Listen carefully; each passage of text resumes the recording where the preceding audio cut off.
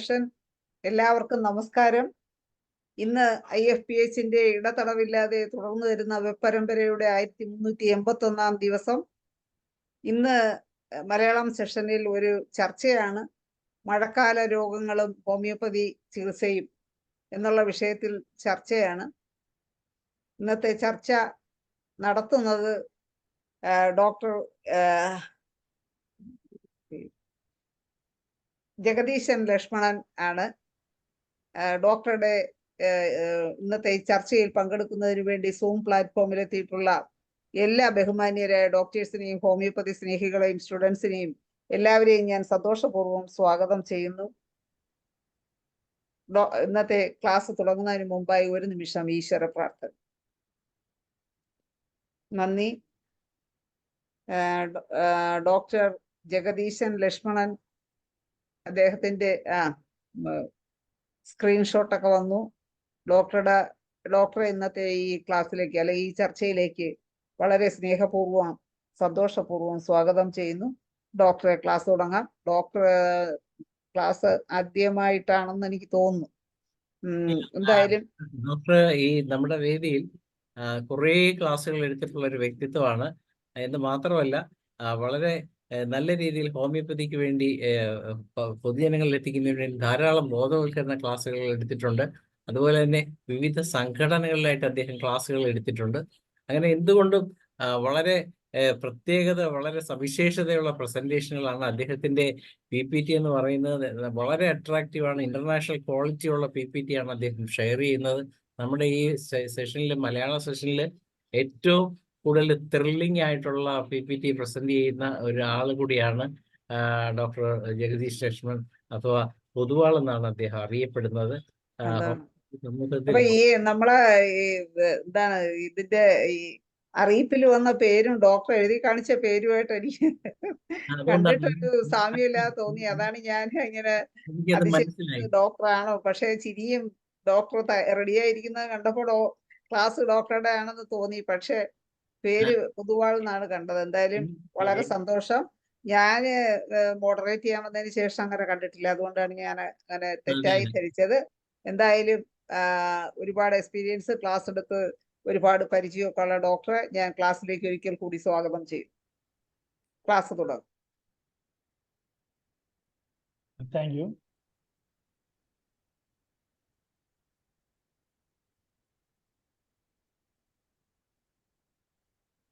Screen കാണുന്നുണ്ടല്ലോ അല്ലേ? കാണാം. ഓക്കെ. എല്ലാവരെയും സ്വല്പം കുറവാണെന്നോ സൗണ്ട് കുറവാ? എല്ലാവരും ഈ ക്ലാസ്സിലേക്ക് സ്വാഗതം ചെയ്യുകയാണ്. മഴക്കാല രോഗങ്ങളും ഹോമിയോപ്പതി പ്രതിവിധികളും. ഇതാണ് നമ്മൾ മുമ്പൊരിക്കൽ ക്ലാസ് എടുത്തതാണ്. കഴിഞ്ഞ മഴക്കാലത്ത് നമ്മൾ ഇത് എടുത്തിട്ടുണ്ട്. ഏകദേശം അതേ സ്ലൈഡുകൾ തന്നെയാണ്, ചെറിയൊരു മാറ്റം ഉണ്ടാവും. നമുക്കെന്നാ ക്ലാസ്സിലേക്ക് പോവാം.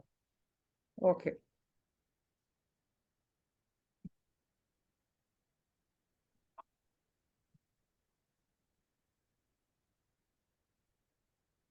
കടുത്ത വരൾച്ചയുടെയും ചൂടിൻ്റെയും കാഠിന്യത്തിൽ നിന്നും രക്ഷകനായാണ് മഴക്കാലം എത്തുന്നത്, അല്ലേ? നമ്മൾ 3-4 മാസത്തെ കടുത്ത വരൾച്ചയ്ക്ക് ശേഷം, അല്ലെങ്കിൽ ചൂടിൻ്റെയും അതുപോലെ ഒരുപാട് പ്രശ്നങ്ങൾ നമ്മൾ അനുഭവിച്ചതിന് ശേഷം ഒരു രക്ഷകനെ പോലെയാണ് മഴക്കാലം എത്തുന്നത്.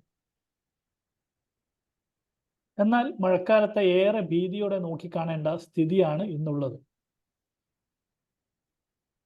സൈഡുകൾ നമുക്ക് വായിച്ചു പോവാം. ആവശ്യമുണ്ടാകും മാത്രം നമുക്ക് നിർത്തിയിട്ട് പറയാം. പ്രകൃതിക്ഷോഭങ്ങൾക്ക് പുറമെ മാരകമായ രോഗങ്ങളുമായി എത്തുന്ന മഴക്കാലത്തെ ഏറെ ശ്രദ്ധയോടെയും ജാഗ്രതയോടെയും സമീപിക്കേണ്ടതുണ്ട്. മഴക്കാലത്ത് ഒന്നാമത് നമ്മൾ കേരളത്തിൽ നമ്മൾ മുമ്പ് നേരിട്ടിട്ടുണ്ട് പ്രകൃതിക്ഷോഭങ്ങൾ, നിരവധിയായി നേരിട്ട പ്രളയമൊക്കെ ഉണ്ടായിരുന്നതാണ്. അപ്പോൾ അതുകൊണ്ട് തന്നെ പിന്നീട് വരുന്ന ഓരോ മഴക്കാലത്തെയും നമ്മൾ കാണുന്നത് ഒരു ശ്രദ്ധയോടെയും അതുപോലെ അതിയായ ജാഗ്രതയോടെയുമാണ്. മാലിന്യങ്ങളും അന്തരീക്ഷത്തിലെ ഈർപ്പവും ശുചിത്വമില്ലായ്മയും കൊതുകുകളുടെ വർധനയും രോഗങ്ങൾ പെരുകാനും അനുകൂല ഘടകങ്ങളാണ്.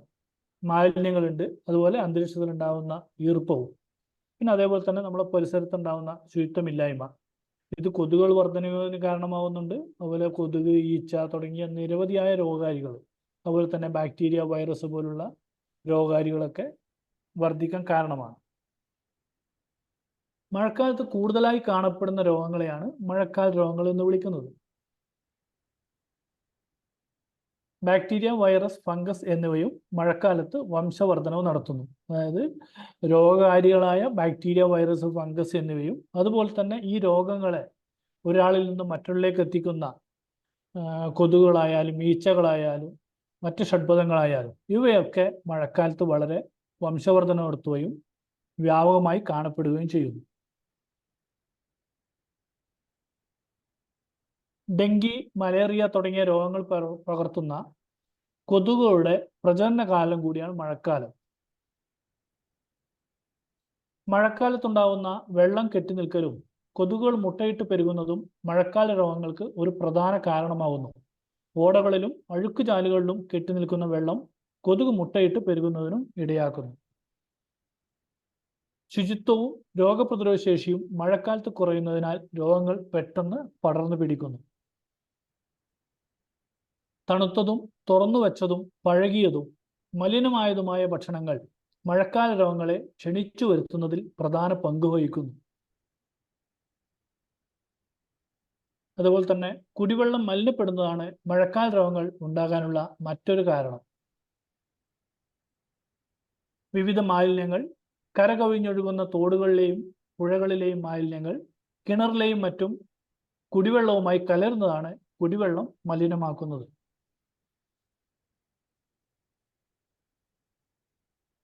വേണ്ടത്ര മുൻകരുതലുകളില്ലാതെ മലിനജലം കുടിക്കുന്നതും ഈ വെള്ളത്തിൽ ഭക്ഷണം പാകം ചെയ്യുന്നതും പച്ചക്കറികൾ, ഇലക്കറികൾ എന്നിവ കഴുകാൻ ഉപയോഗിക്കുന്നതുമെല്ലാം വിവിധ രോഗങ്ങൾക്കിടയാക്കുന്നു.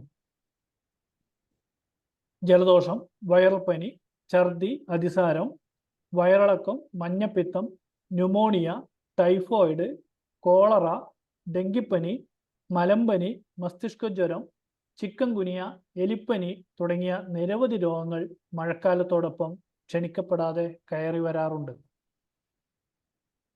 അപ്പോൾ പ്രധാനപ്പെട്ട മഴക്കാല രോഗങ്ങൾ ഏതൊക്കെയാണെന്ന് നമുക്ക് നോക്കാം.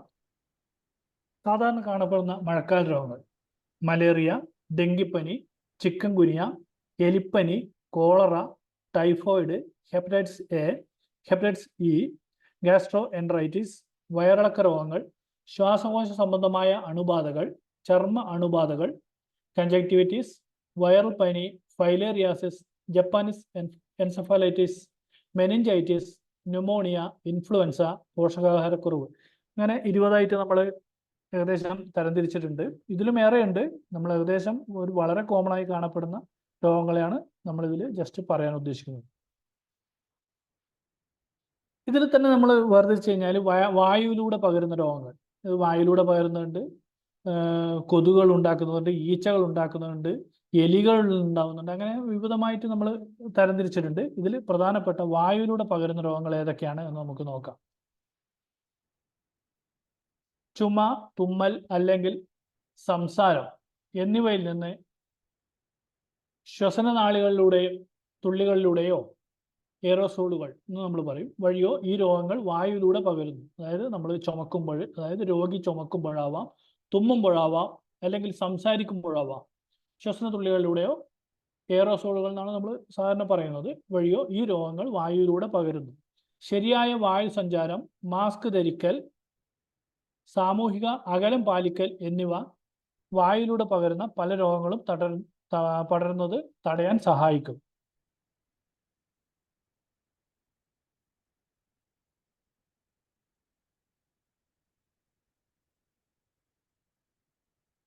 വായുവിലൂടെ പകരുന്ന രോഗങ്ങൾ ഏതൊക്കെയാണെന്ന് നമുക്ക് നോക്കാം.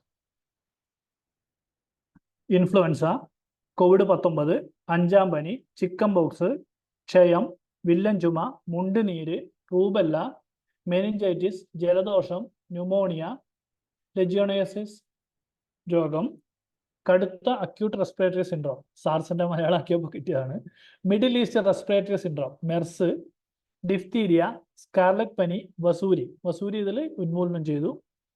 ഇനിയുണ്ട്, നമ്മൾ കുറച്ച് കോമൺ ആയിട്ടുള്ള സാധനങ്ങൾ നമ്മൾ ഇട്ടതാണ്. Airborne disease. അതെങ്ങനെയാണെന്ന് പറഞ്ഞാൽ ഒരാൾ ചുമക്കുമ്പോൾ, തുമ്മുമ്പോൾ, അല്ലെങ്കിൽ സംസാരിക്കുമ്പോൾ നമ്മൾ ഡ്രോപ്ലെറ്റ് വഴിയായിട്ട് നമ്മളെ മറ്റൊരാളിലേക്ക് അയാൾ ശ്വസിക്കുകയും ചെയ്യും. അതുപോലെ മറ്റുള്ളവർക്ക് പകരുന്നതിനാണ് നമ്മൾ വായുവിലൂടെ പകരുന്ന രോഗങ്ങൾ എന്ന് പറയുന്നത്. അതിൽ ഭൂരിഭാഗവും ശ്വാസകോശ സംബന്ധമായിട്ടായിരിക്കും ആദ്യം, അല്ലെങ്കിൽ ശ്വാസകോശത്തിനായിരിക്കും ബാധിക്കുന്നുണ്ടാവുക. വളരെ ഏറ്റവും കോമൺ ആയിട്ട് നമ്മൾ കാണുന്നത് വായുവിലൂടെ പകരുന്നത് വൈറൽ പനി എന്നറിയപ്പെടുന്ന ഇൻഫ്ലുവൻസയും സാധാരണ ജലദോഷപ്പനിയുമാണ്. പിന്നെ ഇപ്പോൾ കോവിഡ്, നമ്മൾ കാണുന്ന പല വൈറൽ പനികളും എന്ന് നമ്മൾ ചികിത്സിക്കുന്നതും രോഗങ്ങൾ ഭൂരിഭാഗവും COVID-19 ഉണ്ട്. പിന്നെ ഉള്ളത് തക്കാളിപ്പനി, ഹാൻഡ് ഫുഡ് മൗത്ത് ഡിസീസിനാണ് നമ്മുടെ ഭാഗങ്ങളിൽ തക്കാളിപ്പനി എന്ന് പറയുന്നത്. അത് ഓരോ ഭാഗങ്ങളനുസരിച്ച് അതിന് ഓരോരോ പേരുകളുണ്ട്. മലയൻ പൊട്ടി എന്നൊക്കെ അറിയപ്പെടുന്നുണ്ട്. പിന്നെ ചെങ്കണ്ണ്, ചിക്കൻ ബോക്സ്. ശരിക്കും ചെങ്കണ്ണും ചിക്കൻ ബോക്സും ശരിക്കും പറഞ്ഞാൽ ഒരു മഴക്കാല രോഗമല്ല, ശരിക്കും പറഞ്ഞാൽ ഒരു ചൂടുകാല രോഗമായിട്ട് മാറിയിട്ടുണ്ട്. എങ്കിലും നമ്മളതിനെ ഇതിൽ പെടുത്തിയിട്ടുണ്ട്.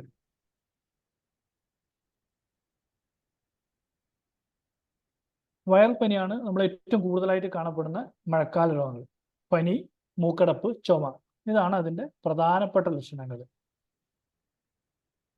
മഴക്കാലത്ത് ഏറ്റവും കൂടുതലായി കാണപ്പെടുന്ന പനികളിൽ ഒന്നാണ് വൈറൽ പനി. വായുവിലൂടെയാണ് ഇത് പകരുന്നത്. പലതരം വൈറസുകളാൽ വൈറൽ പനി ഉണ്ടാകുന്നു. സാധാരണഗതിയിൽ അപകടകരമല്ലാത്ത വൈറൽ പനി 7 ദിവസം വരെ നീണ്ടു നിൽക്കാം. വിശ്രമവും ലഘുവായ ഭക്ഷണവും ധാരാളം വെള്ളവും കുടിക്കുക എന്നുള്ളതാണ് വൈറൽ പനിക്ക് രോഗികൾ ചെയ്യേണ്ട കാര്യങ്ങൾ. മരുന്നുകൾ എടുക്കുക, അതേപോലെ തന്നെ വിശ്രമം, ലഘുവായ ഭക്ഷണം, അതുപോലെ ധാരാളം വെള്ളം കുടിക്കുകയും ചെയ്യാം.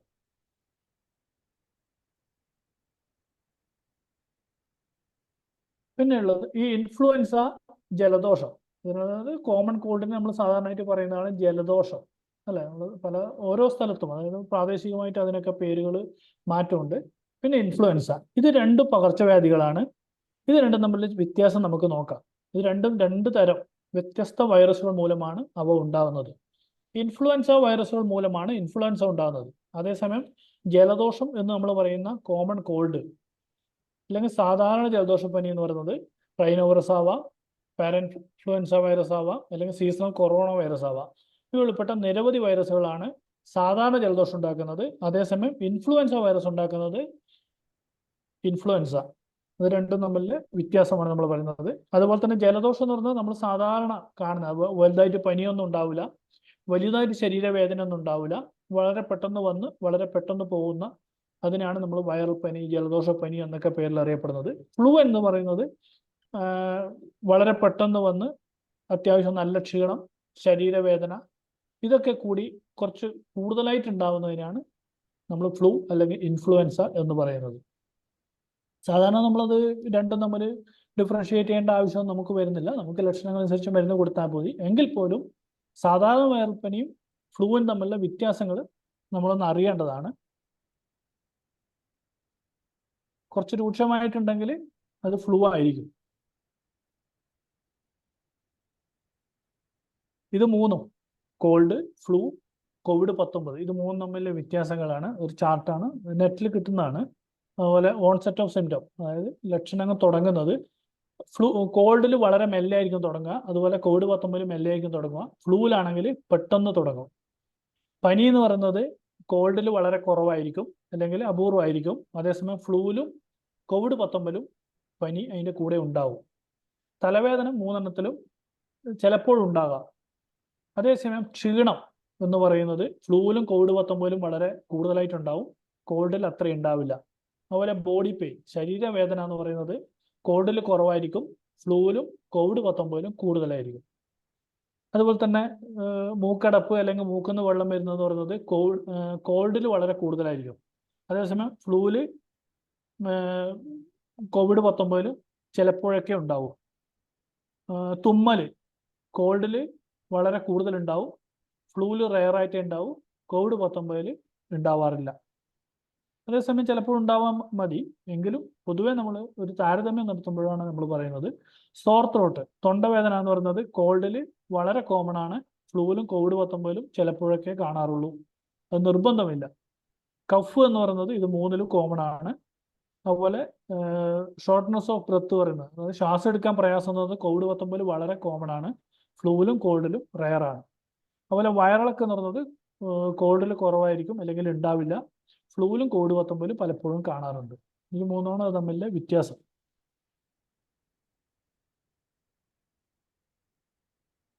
ഇൻഫ്ലുവൻസ, ഫ്ലൂ, COVID-19 എന്നിവ രണ്ടും പകർച്ചവ്യാധികളും പ്രധാനമായും ശ്വാസകോശത്തെ ബാധിക്കുന്നതുമായ അസുഖങ്ങളാണ്. അതായത് ഇൻഫ്ലുവൻസും COVID-19 തമ്മിലെ വ്യത്യാസം നമ്മളൊന്ന് അറിഞ്ഞിരിക്കേണ്ടതാണ്. എന്നാൽ അവ വ്യത്യസ്ത വൈറസുകൾ മൂലമാണ് ഉണ്ടാവുന്നത്. ഇൻഫ്ലുവൻസും COVID-19. 2019 ആദ്യമായി തിരിച്ചറിഞ്ഞ കൊറോണ വൈറസ് SARS-CoV-2 എന്ന് പറയുന്ന അണുബാധ മൂലമാണ് COVID-19 ഉണ്ടാകുന്നത്. ഇൻഫ്ലുവൻസ വൈറസ് ബാധ മൂലമാണ് ഫ്ലൂ ഉണ്ടാകുന്നത്. ഇൻഫ്ലുവൻസ ഉണ്ടാകുന്നത് ഇൻഫ്ലുവൻസ വൈറസും, COVID-19 ഉണ്ടാകുന്നത് SARS-CoV-2 എന്ന വൈറസ് മൂലമാണ്. അതുപോലെ തന്നെ ABCD എന്നിങ്ങനെ 4 തരം ഇൻഫ്ലുവൻസ വൈറസുകളുണ്ട്. അതതിൻ്റെ ആവരണത്തിൽ ഉണ്ടാകുന്ന പ്രോട്ടീൻ്റെ ഇത് വെച്ചിട്ടാണ് നമ്മൾ അതിനെ തരംതിരിക്കുന്നത്. ഇൻഫ്ലുവൻസ എയും ബി വൈറസുകളാണ് കൂടുതലായി കാണപ്പെടുകയും ലോകത്തിന്റെ സീസണൽ പകർച്ചവ്യാധികൾ ഉണ്ടാക്കുകയും ചെയ്യുന്നത് ഇൻഫ്ലുവൻസ എയും ബിയും ആണ്. പിന്നെ മെർസ്, നമ്മൾ നേരത്തെ പറഞ്ഞിരുന്നു, Merz, middle east respiratory syndrome എന്ന് പറയുന്നത് മെർസ് കൊറോണ വൈറസ് മൂലമാണ് ഇതുണ്ടാകുന്നത്. 2012 സൗദി അറേബ്യയിൽ ആദ്യമായി റിപ്പോർട്ട് ചെയ്യപ്പെട്ടു. ഒട്ടകങ്ങളിൽ നിന്ന് മനുഷ്യരിലേക്ക് പകരുന്നതാണ്. പരിമിതമായി മാത്രമേ മനുഷ്യരിൽ നിന്ന് മനുഷ്യരിലേക്ക് പകരുന്നുള്ളൂ. പനി, ചുമ, ഇതെല്ലാം ലക്ഷണങ്ങളൊക്കെ ഏകദേശം ഒരുപോലെ തന്നെയാണ്. പനി, ചുമ, ശ്വാസതടസ്സം എന്നിവയാണ് ലക്ഷണങ്ങൾ. സാർസ്, ഇൻഫ്ലുവൻസ എന്നിവയുമായി താരതമ്യം ചെയ്യുമ്പോൾ ഉയർന്ന മരണനിരക്കുള്ളതാണ് മെർസ് എന്ന് പറയുന്നത്. ജസ്റ്റ് ഒന്ന് ഓടിച്ചു പറയുകയാണ്. സാർസ് എന്ന് പറയുന്നത് severe acute respiratory syndrome, SARS-CoV എന്ന കൊറോണ വൈറസ് മൂലമാണ് സാർസ് ഉണ്ടാകുന്നത്. 2003 ചൈനയിൽ ആദ്യമായി തിരിച്ചറിഞ്ഞു. പ്രാഥമികമായി വവ്വാലുകളിൽ നിന്ന് മനുഷ്യരിൽ നിന്ന് മനുഷ്യരിലേക്കും പകരുന്നു. പനി, ചുമ, ശ്വാസതടസ്സം എന്നിവയാണ് ലക്ഷണങ്ങൾ. മരണനിരക്ക് ഏകദേശം 10%. അതേസമയം 2004 ശേഷം പുതിയ കേസുകളൊന്നും റിപ്പോർട്ട് ചെയ്തിട്ടില്ല. മെർസ്, പിന്നെ സാർസ്, ഇനി അടുത്തതാണ് നമ്മൾ കോവിഡ്. ഇൻഫ്ലുവൻസ വൈറസിനെ കുറിച്ച് നമ്മൾ പറഞ്ഞു. ഇൻഫ്ലുവൻസ വൈറസ് ABCD വർഷം തോറും സംഭവിക്കുന്നു. പ്രാഥമികമായി ശൈത്യകാലത്താണ് ഉണ്ടാവുക. വളരെ പെട്ടെന്ന് പകരുന്നതും ശ്വസന തുള്ളികളിലൂടെ ഡ്രോപ്ലെറ്റ് ഇൻഫെക്ഷൻ ആണ്. വ്യക്തിയിൽ നിന്ന് മറ്റൊരാളിലേക്ക് പകരുന്നു. പനി, ചുമ, തൊണ്ടവേദന, ശരീരവേദന, ക്ഷീണം എന്നിവയാണ് ഇൻഫ്ലുവൻസയുടെ ലക്ഷണങ്ങൾ. ഇടയ്ക്കിടെ പകർച്ചവ്യാധികൾ പുറപ്പെടുമ്പോൾ ഇതിന്റെ തീവ്രത ചിലപ്പോൾ ചെറുതാവാം, അല്ലെങ്കിൽ കഠിനമായിട്ട് വരാം. ഇൻഫ്ലുവൻസ എന്ന് പറയുന്നത് സാധാരണഗതിയിൽ മെർസ്, സാർസ് എന്നിവയേക്കാൾ മരണനിരക്ക് കുറവാണ് ഇൻഫ്ലുവൻസയിൽ. പക്ഷേ പലപ്പോഴും ഇത് മാരകമായേക്കാം, പ്രത്യേകിച്ച് ഉയർന്ന അപകട സാധ്യതയുള്ള ഗ്രൂപ്പുകൾക്ക്. അതായത് മറ്റു രോഗങ്ങളുള്ളവർക്ക്, കടുത്ത പ്രമേഹം ഉള്ളവർക്ക്, അല്ലെങ്കിൽ മറ്റു രോഗങ്ങളുള്ളവർക്ക് ഇൻഫ്ലുവൻസ ഗുരുതരമായേക്കാം. അതേസമയം മെർസ്, സാർസ്, കോവിഡ് ഇതിനൊക്കെ അപേക്ഷിച്ച് നോക്കുമ്പോൾ അത്ര ഗുരുതരമല്ല. ഇനി സാർസ്, മെർസ്, ഇൻഫ്ലുവൻസ, ഇതിനെ കുറിച്ചാണ് പറയുന്നത്. ഇവ മൂന്നും ശ്വാസകോശ സംബന്ധമായ അസുഖങ്ങളാണെങ്കിലും മെർസും സാർസും കൊറോണ വൈറസ് മൂലമാണ് ഉണ്ടാവുന്നത്. അവയ്ക്ക് ഉയർന്ന മരണനിരക്കുണ്ട്. അതായത് കൊറോണയേക്കാൾ, COVID-19 മരണനിരക്കുള്ളതാണ് മെർസും സാർസും. അതേസമയം ഇൻഫ്ലുവൻസ വൈറസുകൾ, അതേപോലെ ഇൻഫ്ലുവൻസക്കും മരണനിരക്ക് കുറവാണ്. ഇൻഫ്ലുവൻസ വൈറസുകൾ മൂലമാണ് ഇൻഫ്ലുവൻസ ഉണ്ടാകുന്നത്. ഇത് കൂടുതൽ വ്യാപകമാണ്. ഇത് നേരത്തെ പറഞ്ഞ തന്നെയാണ്, ഒന്നുകൂടി സൈഡായി വന്നതാണ്. പിന്നെ മെർസ്, സാർസ്, ഇൻഫ്ലുവൻസ എന്നിവ തമ്മിലുള്ള പ്രധാന വ്യത്യാസങ്ങൾ, അതുപോലെ സാർസും COVID-19 തമ്മിലുള്ള വ്യത്യാസങ്ങൾ ഓടിച്ചു പറയാം. MERS, SARS, influenza. മെർസും സാർസും അതുപോലെ COVID-19 കൊറോണ വൈറസ് മൂലമാണ് ഉണ്ടാകുന്നത്. അതേസമയം ഇൻഫ്ലുവൻസ വൈറസുകൾ മൂലമാണ് ഉണ്ടാകുന്നത്. ഇൻഫ്ലുവൻസയെ അപേക്ഷിച്ച് മെർസ്, സാർസ് എന്നിവയ്ക്ക് ഉയർന്ന മരണനിരക്കുണ്ട്. ഇൻഫ്ലുവൻസ വളരെ പകർച്ചവ്യാധിയാണ്. കാലാനുസൃതമായ പകർച്ചവ്യാധികൾ, അതായത് ഓരോ സീസണിലും ഇൻഫ്ലുവൻസ അതിൻ്റെ വൈറസിൻ്റെ ഇത് മാറ്റിക്കൊണ്ട് വളരെ വ്യാപകമായിട്ട് വരുന്നതാണ് ഇൻഫ്ലുവൻസ എന്ന് പറയുന്നത്. അതേസമയം മെർസ്, സാർസ് എന്നിവ മനുഷ്യരിൽ നിന്ന് മനുഷ്യരിലേക്ക് പകരുന്നത് പരിമിതം. അതായത് ഇൻഫ്ലുവൻസയുടെ അത്ര എപ്പിഡമിക് അല്ല മെർസും സാർസും. പിന്നെ സാർസും COVID-19 ഇതും കൂടി നമ്മളൊന്ന് അറിഞ്ഞിരിക്കേണ്ടതാണ്. ഇവ രണ്ടും കൊറോണ വൈറസ് മൂലമാണ് ഉണ്ടാകുന്നത്. ഏത്? സാർസും COVID-19. അതായത് സാർസ് എന്ന് പറയുന്നത് സാർസ് കോവിയും മറ്റേത് സാർസ് കോവ് 2 ആണ്. ഒന്നുമില്ല, കോവും കോവ് 2. COVID-19 കൂടുതൽ പകർച്ചവ്യാധിയാണ്. സാർസിനെ അപേക്ഷിച്ച് COVID-19 വളരെ പെട്ടെന്ന് വ്യാപിക്കുന്നുണ്ട്. ഇത് ആഗോള വ്യാപനത്തിലേക്ക് നയിച്ചിട്ടുണ്ട്. അതായത് ലോകം മുഴുവൻ വ്യാപിക്കാനുള്ള കാരണം അത് വളരെ പെട്ടെന്ന് വ്യാപിക്കുന്നതുകൊണ്ടാണ്. അതേസമയം സാർസ് വന്ന ഉടനെ തന്നെ വളരെ പെട്ടെന്ന് തന്നെ അത് ഇല്ലാണ്ടായിട്ടുണ്ട്. COVID-19 വിശാലമായ രോഗലക്ഷണങ്ങൾ, അതായത് കുറച്ചും കൂടി വ്യാപകമായ രോഗലക്ഷണങ്ങൾ സാർസിനുണ്ട്. അതുപോലെ തന്നെ COVID-19 ഏറ്റവും വലിയ പ്രത്യേകത എന്ന് പറഞ്ഞാൽ രോഗലക്ഷണങ്ങളില്ലാത്ത രോഗവാഹകർ COVID-19 വളരെ കൂടുതലാണ്. അതേസമയം സാർസിൽ ലക്ഷണമില്ലാത്ത പകർച്ച വളരെ കുറവായിരുന്നു. സാർസിന് ഉയർന്ന, അതായത് COVID-19 മരണനിരക്ക് കൂടുതലാണ് സാർസിന്. എന്നിട്ട് പോലും COVID-19 ഇത്രയും വ്യാപകമാവാനും ഇത്രയും മരണനിരക്ക് കൂടുതലാവാനും കാരണം അതിൻ്റെ വ്യാപന ശേഷിയാണ്. അപ്പോൾ അതേസമയം ഒരു 100 പേരിലെടുത്തു കഴിഞ്ഞാൽ വളരെ കുറവാണ് COVID-19 മരണനിരക്ക്. അതേസമയം അത് വ്യാപകമായി വ്യാപിക്കുന്നതുകൊണ്ടാണ് മരണനിരക്ക് കൂടുതലായത്. അതുപോലെ സാർസും COVID-19 നമ്മൾ നേരത്തെ പറഞ്ഞു കഴിഞ്ഞു. സാർസ് കോവ് കൊറോണ വൈറസ്, സാർസും കോവ് 2 COVID-19 ഉണ്ടാക്കുന്നു. അതേപോലെ ഉത്ഭവം എന്ന് പറയുന്നത് സാർസ് 2002, 2003 ചൈനയിൽ ഉത്ഭവിച്ചു. 2004 ആകുമ്പോഴേക്കും അത് അടങ്ങിയിരുന്നു. അതേസമയം COVID-19 വരുന്നത് 2019 വുഹാനിലാണ്, ചൈനയിലെ വുഹാനിൽ തന്നെയാണ് അത് ഉണ്ടായത്. അതുപോലെ അത് ആഗോളതലത്തിൽ വളരെ പെട്ടെന്ന് വ്യാപിക്കുകയുണ്ടായി. അതേസമയം സാർസ് അത്രത്തോളം വ്യാപിച്ചിട്ടുണ്ടായില്ല. ഇത് രണ്ടും പകരുന്നത് രോഗബാധിതരായ വ്യക്തികളുമായുള്ള അടുത്ത സമ്പർക്കത്തിലൂടെയാണ്. അതുപോലെ ശ്വസന തുള്ളികളിലൂടെ. ഡ്രോപ്ലെറ്റിന്റെ മലയാളമാണ് ശ്വസന തുള്ളികൾ എന്നിട്ടത്.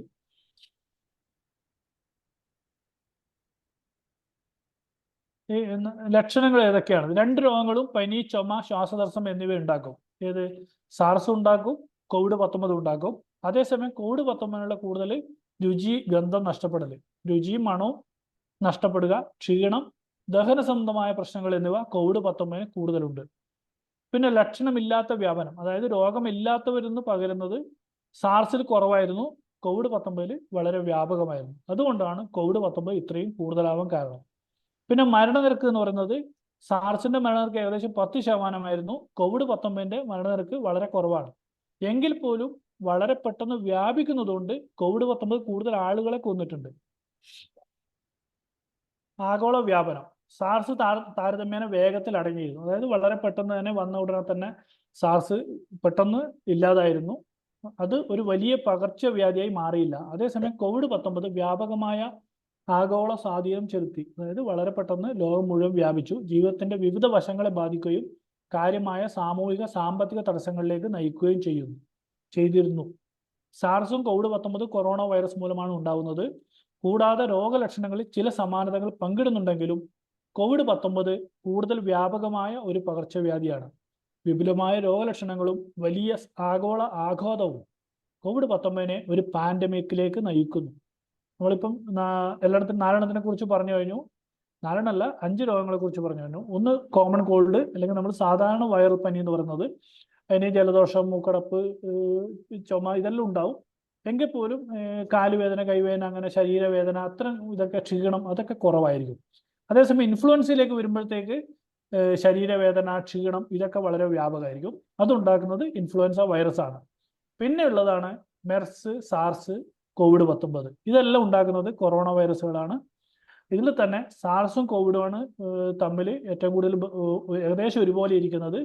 പക്ഷേ സാർസ് വളരെ വന്ന ഉടനെ തന്നെ അത് 2002, 2003 വന്ന് അന്ന് തന്നെ ഇല്ലാതായിരുന്നു. അതേസമയം COVID-19 ഇന്നും നമ്മുടെ സമൂഹത്തിൽ ഉള്ള ഒരു പകർച്ചവ്യാധിയാണ്. ഇത്രയാണ് അതിനെക്കുറിച്ച് പറയാനുള്ളത്. പിന്നെയുള്ളത് തക്കാളിപ്പനി എന്ന് പറയുന്നതാണ്. ഇത് ശരിക്കും പറഞ്ഞാൽ ഒരു മഴക്കാല രോഗം എന്നൊന്നും പറയാൻ പറ്റില്ല. ഇത് ശരിക്കും പറഞ്ഞാൽ ഇപ്പം കാണുന്നത് ചൂട് കാലത്താണ്. എങ്കിൽ പോലും നമ്മൾ പറഞ്ഞാൽ വായിലൂടെ പകരുന്ന രോഗങ്ങൾ എന്നുള്ളതിൻ്റെ ഹെഡിങ്ങിലായതുകൊണ്ടാണ് ഇത് കൊടുത്തിരിക്കുന്നത്. ഇത് ശരിക്കും ചൂട് കാലത്താണ് ഇപ്പം വ്യാപകമായി കാണുന്നത്. മുമ്പ് കാലത്തൊക്കെ മലയൻ പൊട്ടി എന്നൊക്കെയാണ് പറഞ്ഞിരുന്നത്. വയനാട്ടിലൊക്കെയാണ് ഇത് ആദ്യമായിട്ട്, ഏകദേശം കേരളത്തിൽ വയനാട് മേഖലകളിലൊക്കെയാണ് കൂടുതലും കണ്ടിരുന്നത്. ഇപ്പോൾ എന്ന് പറഞ്ഞാൽ വളരെ വ്യാപകമായിട്ട് കേരളം മുഴുവൻ ഇത് കാണാറുണ്ട്. തക്കാളിപ്പനി, മലയൻ പൊട്ടി, അങ്ങനെ പല പേരുകളിൽ ഇത് അറിയപ്പെടുന്നുണ്ട്. ചിലവർ ചിക്കൻ ബോക്സ് എന്നൊക്കെ പറഞ്ഞിട്ടായിരിക്കും ചില രോഗികൾ വരുന്നുണ്ടാവുക. ആദ്യം കയ്യിലോ കാലിലോ അല്ലെങ്കിൽ വായയിലോ ചെറിയ ബ്ലിസ്റ്റേഴ്സ് ആയിട്ട്, ചെറിയ കുരുക്കളായിട്ട് അല്ലെങ്കിൽ ചുവന്ന പാടുകളായിട്ടായിരിക്കും രോഗികൾ വരിക. അതുപോലെ ചന്തിയുടെ ഭാഗത്തുണ്ടാവും, കാലിന്റെ മുട്ടിലുണ്ടാവും, കൈമുട്ടിലുണ്ടാവും. കൊതുക് കുത്തിയതാണെന്നൊക്കെ പറഞ്ഞിട്ടായിരിക്കും ചിലപ്പോൾ രോഗികൾ അല്ലെങ്കിൽ കുട്ടികളുമായിട്ട് വരുന്നുണ്ടാവുക. പിന്നെ രണ്ടാമത്തെയോ മൂന്നാമത്തെയോ നാലാമത്തെയോ ദിവസം ആകുമ്പോഴത്തേക്ക് ശരിക്കും പറഞ്ഞ ഒരു വ്രണങ്ങളായിട്ട് തന്നെ മാറാറുണ്ട്.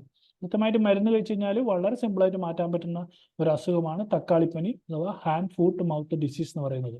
ഹാൻഡ് ഫൂട്ട് മൗത്ത് ഡിസീസ് എന്ന് പറയുമ്പോൾ ഹാൻഡ് കയ്യില്, ഫൂട്ട് കാലില്, മൗത്തില്, പിന്നെ ചന്തിയുടെ ഭാഗത്തും ഉണ്ടാവും.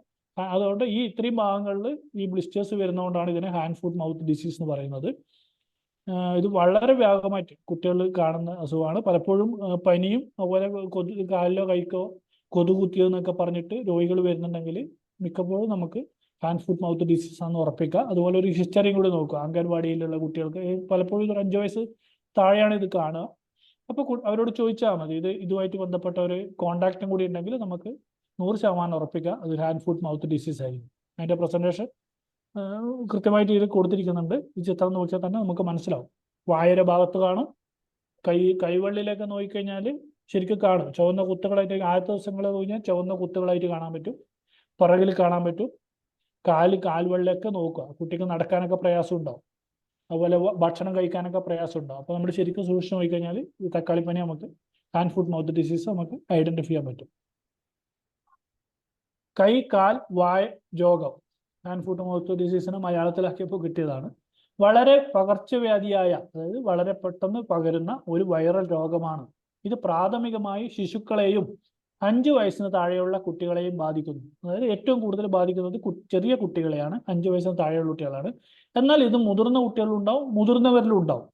മുതിർന്നവരിലേക്ക് വരുമ്പോൾ എന്താ പ്രത്യേകത വെച്ചാൽ ഇതിന്റെ സിവിയറിറ്റി വളരെ കൂടുതലായിരിക്കും. പലപ്പോഴും നമുക്കറിയാം ഈ വൈറൽ രോഗങ്ങൾ ഉണ്ടാവുന്നതിന്റെ അല്ലെങ്കിൽ ഈ വൈറൽ രോഗങ്ങൾ ഗുരുതരമാവുന്നത് പലപ്പോഴും മുതിർന്നവരിലാണ്. കാരണം പറഞ്ഞാൽ ഈ വൈറസിനോടുള്ള നമ്മുടെ ശരീരത്തിന്റെ പ്രതികരണം കൊണ്ടാണ് പലപ്പോഴും ഈ രോഗം ഗുരുതരമാകുന്നത്. ശരിക്കും വൈറസ് ഉണ്ടാക്കുന്നില്ല, ആ വൈറസിനോടുണ്ടാകുന്ന നമ്മുടെ ശരീരത്തിന്റെ പ്രതികരണം കൊണ്ടാണ് ഇത് പലപ്പോഴും വളരെ കൂടുന്നത്. അതുകൊണ്ട് തന്നെ ചെറിയവരെ അപേക്ഷിച്ച് ഇപ്പൊ ചിക്കൻ ബോക്സ് ആയാലും ഏത് കുട്ടികൾക്ക് കാണുന്ന, അല്ലെങ്കിൽ 5ാം പനി ആയാലും ഇതെല്ലാം, 5ാം പനി, റൂബല്ല, ഇതെല്ലാം ചെറിയ കുട്ടികൾക്ക് ഉണ്ടാകുമ്പോൾ അത്ര വ്യാപകമായിട്ടുണ്ടാവില്ല. പ്രായമാവും തോറും നമുക്ക് ഇതിന്റെ സിവിയറിറ്റി കൂടുതലായിട്ട് കാണാൻ പറ്റും. ഇത് എന്തുകൊണ്ടെന്ന് വെച്ചാൽ ഈ വൈറൽ രോഗങ്ങൾ, ഇപ്പൊ കോവിഡ് ആയാലും അങ്ങനെ തന്നെയാണ്. ചെറിയ കുട്ടികൾക്ക് എന്ന് പറഞ്ഞാൽ കുട്ടികളിൽ വൈറസ് ബാധിച്ചു കഴിഞ്ഞാൽ അതുപോലെ അങ്ങ് പോകും. അതേസമയം മുതിർന്നവർ പറഞ്ഞാൽ ഈ വൈറസിനെതിരെ നമ്മുടെ ശരീരം പ്രതികരിക്കുമ്പോഴുണ്ടാവുന്ന പ്രശ്നങ്ങളാണ് ഈ രോഗങ്ങളെല്ലാം ഗുരുതരമാക്കുന്നതെന്ന് നമുക്ക് കാണാൻ കഴിയും. ഹാൻഡ് ഫുട്ട് മൗത്ത് ഡിസീസ് പലതരത്തിലുള്ള വൈറസുകൾ മൂലമാണ് ഉണ്ടാകുന്നത്. സാധാരണമായി Coxsackie virus A16, entero virus 71, ഈ 2 വൈറസുകളാണ് ഏറ്റവും കൂടുതലായിട്ട് കാണുന്നത്. ഇവയുമായി സമ്പർക്കത്തിലൂടെയാണ് രോഗം സാധാരണയായി പകരുന്നത്. അതായത് ഈ വൈറസുകൾ ബാധിച്ച രോഗി, ഹാൻഡ് ഫുട്ട് മൗത്ത് ഡിസീസിലെ രോഗിയുടെ ചുമക്കുമ്പോൾ, തുമ്മുമ്പോൾ, വായിൽ നിന്നും മൂക്കിൽ നിന്നും വരുന്ന സ്രവങ്ങൾ, ഉമിനീര്, അല്ലെങ്കിൽ രോഗബാധിതനായ വ്യക്തിയുടെ കുമിളകളിൽ നിന്നുള്ള ദ്രാവകം, അതായത് ചിക്കൻ ബോക്സ് പോലെ തന്നെയാണ് ഇത് പകരുന്നത്. ഏകദേശം ചിക്കൻ ബോക്സ് പോലെ തന്നെയാണ് ഇതിന്റെ പ്രസന്റേഷൻ. ചിക്കൻ ബോക്സിന് നമ്മളെ വയറിനും പുറത്തൊക്കെ കാണുമെങ്കിൽ ഇതങ്ങനെ ശരീരം മുഴുവൻ കാണില്ല. കൈ, കാൽ, വായ, അങ്ങനെ തുടങ്ങിയ ചന്തിയുടെ ഭാഗത്ത്, കാൽമുട്ട്, കൈമുട്ട്, ഇത്രയും ഭാഗങ്ങളിൽ മാത്രമേ ഈ ഹാൻഡ് ഫുട്ട് മൗത്ത് ഡിസീസ് കാണൂ. ചിക്കൻ ബോക്സിന്റെ അത്ര വലിയ ബ്ലിസ്റ്റേഴ്സ് ആയിരിക്കൂല, അത്ര വലിയ കുമിളകളായിരിക്കൂല എന്നതേ ഉള്ളൂ ഇതിന്റെ വ്യത്യാസം. അതുപോലെ തന്നെ നമ്മൾ നേരത്തെ പറഞ്ഞു കഴിഞ്ഞു, മൂക്കിൽ നിന്നും തൊണ്ടയിൽ നിന്നും സ്രവങ്ങൾ, ഉമിനീര്, അല്ലെങ്കിൽ രോഗബാധിതനായ വ്യക്തിയുടെ കുമിളകളിൽ നിന്നുള്ള ദ്രാവകം, ചുമ, തുമ്മൽ, മലം, അല്ലെങ്കിൽ രോഗാണുള്ള പ്രതലങ്ങളുമായും വസ്തുക്കളുമായി ബന്ധപ്പെടുക. അതായത് രോഗി തൊട്ട സാധനങ്ങൾ നമ്മൾ തൊട്ട് അത് പിന്നീട് നമ്മൾ മൂക്കിലേക്കോ വായിലേക്കോ ആയിക്കഴിഞ്ഞാലും ഈ രോഗം പകരുന്നതാണ്. ലക്ഷണങ്ങൾ: പനി, തൊണ്ടവേദന, വിശപ്പില്ലായ്മ. നമ്മൾ നേരത്തെ പറഞ്ഞു കഴിഞ്ഞു. പനി, തൊണ്ടവേദന, വിശപ്പ്, എല്ലാ പനികൾക്കും ഏകദേശം ഒരേ ലക്ഷണങ്ങളാണ്. ഇത് എല്ലാ വൈറൽ പനികൾക്കും ഏകദേശം ഒരേ ലക്ഷണങ്ങൾ: പനി, തൊണ്ടവേദന, വിശപ്പില്ലായ്മ. അതിൻ്റെ കൂടെ വേദനാജനകമായ ചുവന്ന പാടുകൾ, കുമിളകൾ, അല്ലെങ്കിൽ വ്രണങ്ങൾ വായിലും നാവിലും കവിളിലും മോണയിലും എല്ലാം ഉണ്ടാവും. വായുടെ ഭാഗത്ത് ഫുള്ളുണ്ടാവും. ചിലവർക്ക് വളരെ കുറഞ്ഞ 4-5 കുത്തൊക്കെ ആയിട്ട് 4-5 പാടുകൾ മാത്രമായിട്ട് മാറിപ്പോവുകയും ചെയ്യും തുടക്കത്തിലെ മരുന്നുകൾ കൊടുത്തു കഴിഞ്ഞാൽ. അതേസമയം ചിലവർ വളരെ വ്യാപകമായിട്ട് കാണുന്നുണ്ട്, വളരെ കൂടുതലായിട്ട് കാണുന്നുണ്ട്. ചിലപ്പോൾ ചിക്കൻ ബോക്സിനോളം തന്നെ അത്രയും കൂടുതലായിട്ടും കാണുന്ന രോഗികളുമുണ്ട്. പ്രത്യേകിച്ച് സ്റ്റിറോയിഡൊക്കെ കൊടുത്തു കഴിഞ്ഞാൽ വളരെ കൂടുതലായിട്ട് കാണും. കുമിളകൾ അല്ലെങ്കിൽ ചിലപ്പോൾ അത് അലർജിയാണെന്നെല്ലാം പറഞ്ഞിട്ട് ചിലപ്പോൾ ഏതെങ്കിലും അലോപ്പതിയുടെ അടുത്ത് പോയി കഴിഞ്ഞാൽ അവർ ചിലപ്പോൾ സ്റ്റിറോയിഡ് കൊടുത്തു കഴിഞ്ഞാൽ ഇത് വളരെ കൂടുതലായിട്ട് കാണുന്നുണ്ട്. ചുവന്ന പാടുകൾ, കുമിളകൾ അല്ലെങ്കിൽ വ്രണങ്ങൾ വായിലും നാവിലും കവിളിലും മോണയിലും കൈപ്പത്തികളിലും പാദങ്ങളിലും ചിലപ്പോൾ നിതംബത്തിലും കാലുകളിലും എല്ലാ ഭാഗത്തും കാണും. പക്ഷെ വയറിന്റെ ഭാഗത്തൊന്നും അധികം, വയറിലും ബാക്കിലും അധികം കാണൂല. എങ്കിൽ പോലും അത് ചില ഭാഗങ്ങളിൽ മാത്രം കൂടുതലായിട്ട് സെൻട്രലൈസ് ചെയ്ത് കാണപ്പെടുന്നില്ല. പിന്നെ രോഗം സാധാരണയായി പനിയിലാണ് തുടങ്ങുക. പനി തുടങ്ങി അന്നോ അല്ലെങ്കിൽ പിറ്റേന്നോ ആയിരിക്കും ചെറിയ ചുവന്ന പാടുകൾ കാണാൻ തുടങ്ങും. നമ്മൾ ചിലപ്പോൾ എന്ന് പറഞ്ഞാൽ ശരിക്കും സൂക്ഷിച്ച് നോക്കിയാൽ നമുക്ക് വളരെ പെട്ടെന്ന് തന്നെ ഐഡന്റിഫൈ ചെയ്യാൻ പറ്റും. തുടർന്ന് വായിൽ വ്രണങ്ങൾ പ്രത്യക്ഷപ്പെടുകയും ചർമ്മത്തിലെ കുമിളകൾ പ്രത്യക്ഷപ്പെടുകയും ചെയ്യുന്നു. ഹാൻഡ് ഫുട്ട് മൗത്ത് ഡിസീസ് പൊതുവെ 7 മുതൽ 10 ദിവസത്തിനുള്ളിൽ സ്വയം മാറുന്ന ഒരു നേരിയ രോഗമാണ്. അതായത് ഈ വൈറൽ ഡിസീസുകളെല്ലാം തന്നെ സ്വയം മാറുന്നതാണ്. പക്ഷെ എല്ലായ്പ്പോഴും അങ്ങനെ ആവണമെന്നില്ല, നമ്മളത് മാനേജ് ചെയ്യേണ്ടതാണ്. അതേസമയം നമുക്ക് ഈ സമയം കുറച്ചു കൊണ്ടുവരാൻ പറ്റും. 7 to 10 ദിവസം എന്നുള്ളത് ഒരു 3-4 ദിവസം കൊണ്ട് ഇത് മാറ്റാൻ പറ്റും. പിന്നെ അതിൻ്റെ സങ്കീർണതകൾ കുറക്കാൻ പറ്റും. അങ്ങനെ പിന്നെ അതേപോലെ തന്നെ രോഗിക്ക് ആവശ്യമായ നിർദ്ദേശങ്ങൾ നൽകാൻ പറ്റും. അതുപോലെ ഐസൊലേഷൻ, അതായത് ഒരു രോഗിയിൽ നിന്ന് മറ്റൊരു രോഗിയിലേക്ക് ഇത് പകരുന്നത് തടയാൻ പറ്റും. ഇതൊക്കെ നമുക്ക് ചെയ്യാൻ പറ്റും. വൈറൽ രോഗങ്ങൾ നമ്മളിനി അഥവാ നമ്മൾ ശ്രദ്ധിച്ചില്ലെങ്കിൽ പോലും ഒട്ടുമിക്ക വൈറൽ രോഗങ്ങളും ഒരു 7 to 10 ദിവസത്തിനുള്ളിൽ സ്വയം മാറുന്നതാണ്.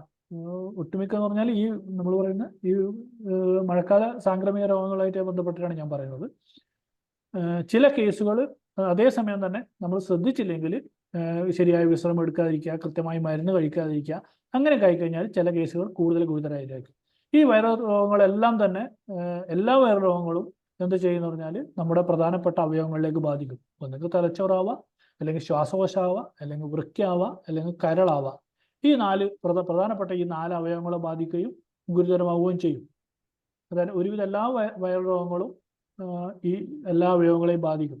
അതുകൊണ്ട് തന്നെ നമ്മൾ തുടക്കത്തിൽ നമ്മൾ സൂക്ഷിക്കുകയും കൃത്യമായി മരുന്ന് കഴിക്കുകയും ശരിയായി വിശ്രമം എടുക്കുകയും കൃത്യമായ ഭക്ഷണം, വെള്ളം കുടിക്കുക, ഇതൊക്കെ ചെയ്യുക എന്നുള്ളതാണ് ഏറ്റവും പ്രധാനം.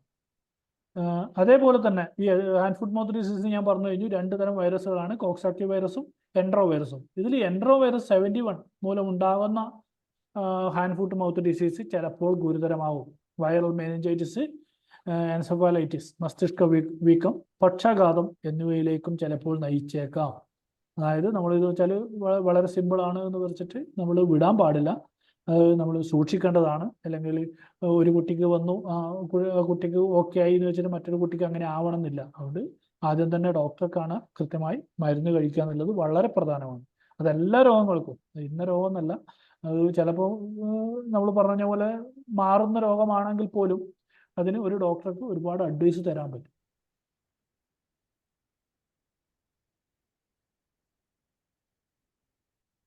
പിന്നെ മരുന്നുകളോടൊപ്പം ജലാംശം നിലനിർത്തൽ, ഇതെല്ലാ വൈറൽ രോഗങ്ങൾക്കും ഉള്ള കോമൺ ആയിട്ട് പറയുന്നതാണ്. മരുന്നുകളോടൊപ്പം ജലാംശം നിലനിർത്തൽ, അതായത് പനി ഉണ്ടാകുമ്പോൾ ഇതൊക്കെ പറഞ്ഞാൽ ഒരുപാട് നമുക്ക് ജലാംശം നഷ്ടപ്പെടുന്നുണ്ട്.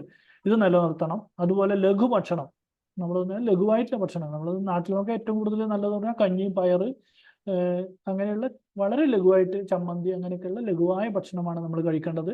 അതുപോലെ ഹെവി ആയിട്ടുള്ള ഭക്ഷണം, നെയ്ച്ചോറ്, ബിരിയാണി തുടങ്ങി നോൺ എന്നൊക്കെ നമ്മൾ പരമാവധി ഒഴിവാക്കുന്നത് തന്നെയാണ് ഏറ്റവും നല്ലത്. പരമാവധി അല്ല, ഒഴിവാക്കുന്നത് തന്നെയാണ് ഏറ്റവും നല്ലത്. പിന്നെ വിശ്രമം, നിർബന്ധമായും വിശ്രമം ആവശ്യമാണ്. വിശ്രമം കൊണ്ട് 2 കാര്യം. ഒന്ന്, മറ്റൊരാൾക്ക് പകരുന്നത് നമുക്ക് തടയാൻ പറ്റും. അതേപോലെ തന്നെ വിശ്രമം ഉണ്ടെങ്കിൽ നമ്മുടെ ശരീരത്തിന് റീഗെയിൻ ചെയ്യാൻ പറ്റും. പ്രതിരോധശേഷി തിരിച്ചെടുക്കാനും ഈ വൈറസിനെ പ്രതിരോധിക്കാനും നമ്മുടെ ശരീരത്തിന് സാധിക്കും.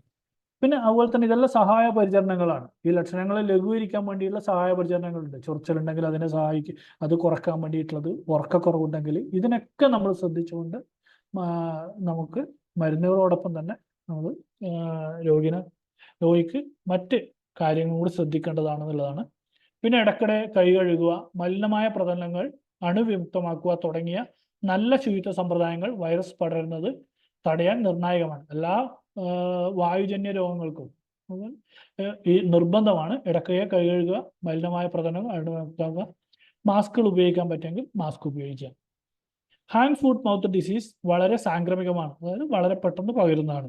ഇത് വ്യക്തിപരമായ സമ്പർക്കം, നമ്മൾ പറഞ്ഞു കഴിഞ്ഞു വായുജന്യ രോഗങ്ങളെല്ലാം ഇത് വ്യക്തമായ സമ്പർക്കം, ഒരു വ്യക്തിയിൽ നിന്ന് മറ്റൊരു വ്യക്തിയിലേക്ക് നമ്മൾ സമ്പർക്കം, അല്ലെങ്കിൽ തൊടുമ്പഴ്, അല്ലെങ്കിൽ മൂക്കിൽ നിന്നുള്ള വായിൽ നിന്നുള്ള സ്രവങ്ങൾ, ഇതൊക്കെ കൊണ്ട്, അല്ലെങ്കിൽ ചുമ, തുമ്മല്, അല്ലെങ്കിൽ മലിനമായ പ്രതലങ്ങൾ. മലിനമായ പ്രതലം എന്ന് പറഞ്ഞാൽ മലിനമായ വൈറസുള്ള പ്രതലങ്ങളുമായോ അല്ലെങ്കിൽ വസ്തുക്കൾ, മലമൂത്രം അടങ്ങിയ തുണികൾ ഉണ്ടെങ്കിൽ അത് തൊട്ട് കഴിഞ്ഞാൽ ഇതൊക്കെയുള്ള സമ്പർക്കം മൂലം ഇവ എളുപ്പത്തിൽ പകരാം.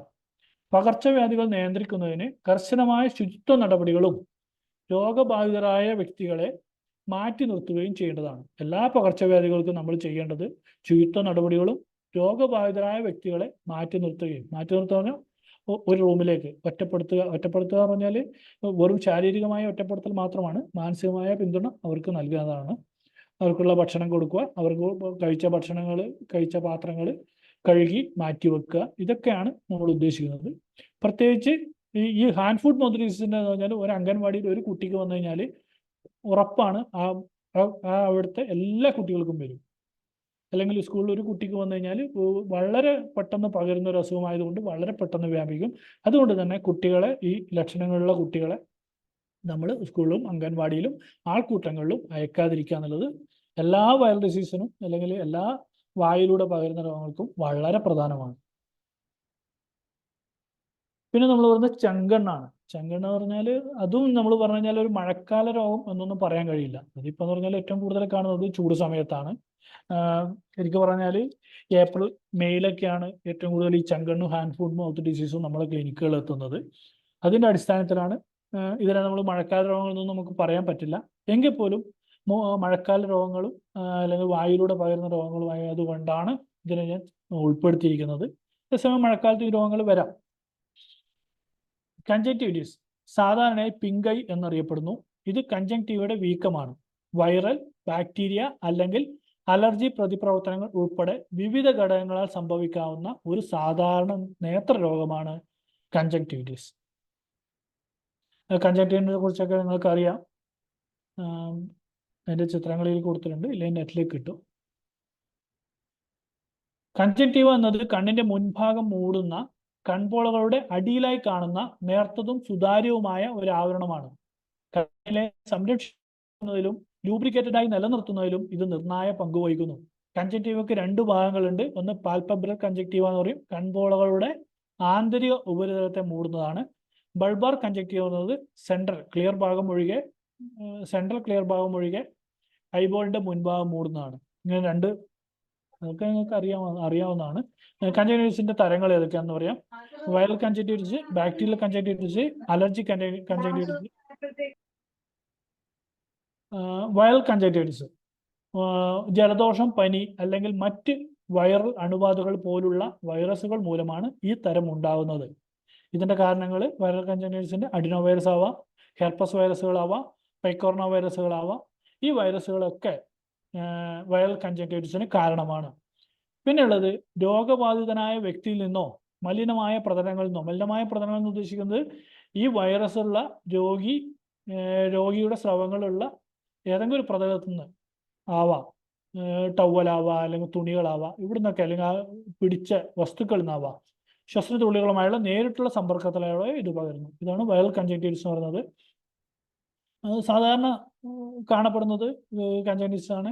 വൈറൽ കൺജങ്ക്റ്റിവിറ്റിസ് പറഞ്ഞാൽ കണ്ണിൽ ചുവപ്പ്, വെള്ളമുള്ള ഡിസ്ചാർജ്. വെള്ളമുള്ള പറഞ്ഞാൽ സാധാരണ കണ്ണുനീര് പോലുള്ള ഡിസ്ചാർജ് ആണ് ഈ വൈറൽ കൺജങ്ക്റ്റിവിറ്റിസ് ഉണ്ടാവുക. ചൊറിച്ചിലുണ്ടാവും, പ്രകാശം നോക്കാൻ പ്രയാസം ഉണ്ടാവും. ഇതൊക്കെ പറഞ്ഞാൽ എല്ലാ കൺജങ്ക്റ്റിവിറ്റിസിനും ഉണ്ടാവും. പക്ഷേ ഇതിൻ്റെ ഒരു പ്രത്യേകത വെള്ളമുള്ള ഡിസ്ചാർജ് ആണ് ഇതിൻ്റെ വൈറൽ കൺജങ്ക്റ്റിവിറ്റിസിന്റെ പ്രത്യേകത.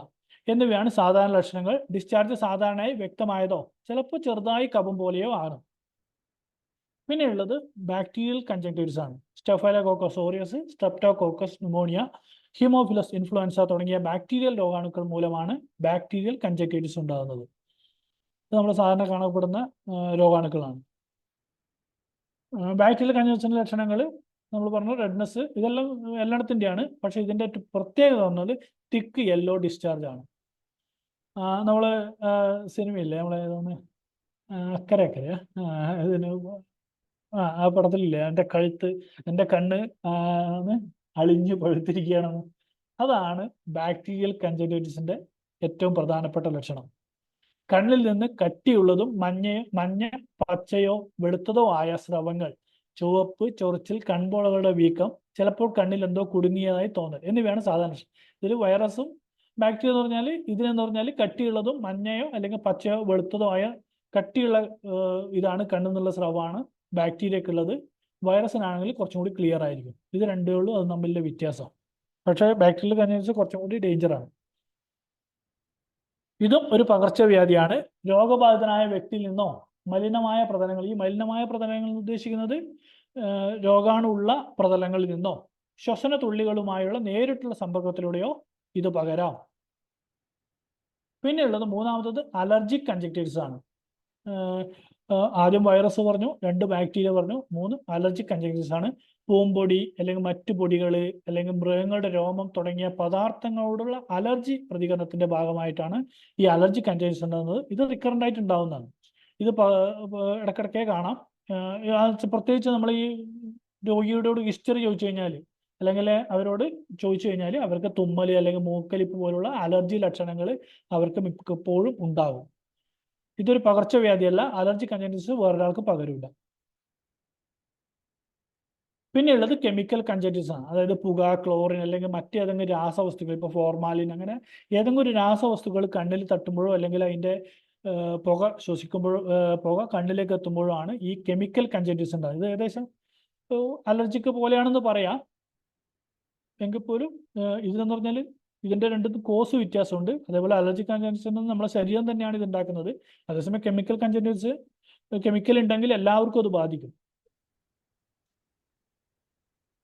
പിന്നെ ബാക്ടീരിയൽ കൺജങ്ക്റ്റിവിറ്റിസും വൈറൽ കൺജങ്ക്റ്റിവിറ്റിസും വ്യത്യാസം നമ്മൾ ജസ്റ്റ് ആ ഒറ്റ പോയിന്റേ ഉള്ളൂ. റെഡ്നെസ് ഓഫ് ഐ രണ്ടിലുണ്ട്. ഇതിൽ ലാക്രിമേഷൻ ആണ്. അതുപോലെ വൈറൽ കൺജങ്ക്റ്റിവിറ്റിസിലും ബാക്ടീരിയൽ കൺജങ്ക്റ്റിവിറ്റിസിലും ഒരു കണ്ണിന് വന്നു കഴിഞ്ഞാൽ അടുത്തയിലേക്ക് വരും. പിന്നെ ഉള്ളത് ഇതിൻ്റെ കുറച്ചും കൂടി ക്ലിയർ ആണ്. നമ്മളെ കണ്ണിൽ നിന്ന് വരുന്ന വെള്ളം വൈറൽ ക്ലിയർ ആണ്. മറ്റേതിൽ പസ് പോലെയുള്ളതാണ് ബാക്ടീരിയയിൽ വരിക. ഇത് മാത്രമേ വ്യത്യാസമുള്ളൂ. അതിന് രണ്ടിൻ്റെയും ലക്ഷണങ്ങൾ നോക്കുമ്പോൾ നമുക്ക് രണ്ട് തരത്തിലുള്ള മെഡിസിൻസ് ആണ് വരിക.